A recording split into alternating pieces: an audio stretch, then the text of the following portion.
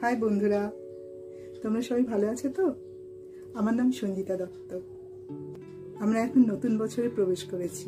একটি লেখা লিখেছি, আর সেটি তোমাদের সামনে পরিবেশন করছি। নাম শেষ থেকে শুরু। শেষ কথাটা শুনলে কেমন যেন মন খারাপ করে, তবে একে যদি হ্যাঁবাচক হিসেবে ধরে নিই তাহলে মন ভালো হয়ে যাবে। যেমন যদি বলি শেষ মানে শেষ নয়, বরং শুরুর প্রস্তুতি। শেষ থেকে শুরু করার মজাটাই আলাদা, তাই না?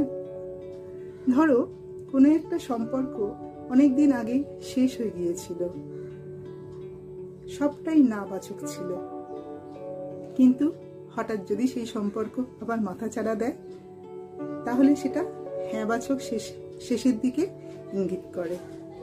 কি ঠিক বলছি না? একটা যুদ্ধ চলতে চলতে শেষ হলেও সেটি হ্যাঁবাচক শেষ।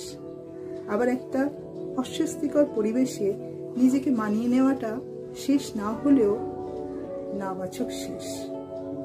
ভুল মানুষ অনেক সময় নিজের অজান্তেই করে, আবার ইচ্ছা করেও ভুল করে। জীবনের ভুল মুছে ফেলার কোনো ইরেজার এখনো আবিষ্কৃত হয়নি, তবে ভুল সংশোধন করার একটা সুযোগ আসে। তাই বলি বন্ধু, সেই হ্যাঁবাচক শেষটাকে যেতে দিও না। হ্যাঁবাচক শেষটা দিয়ে আবার নতুন করে শুরু করো।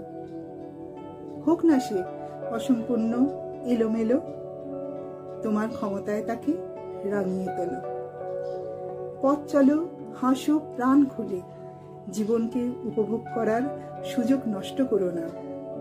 দু হাতের মুঠোয় তাকে শক্ত করে ধরে বেরিয়ে পড়ো বিশ্বজয়ের নেশায়। হ্যাঁ, কিরকম লাগলো জানি। আজ তাহলে আসি।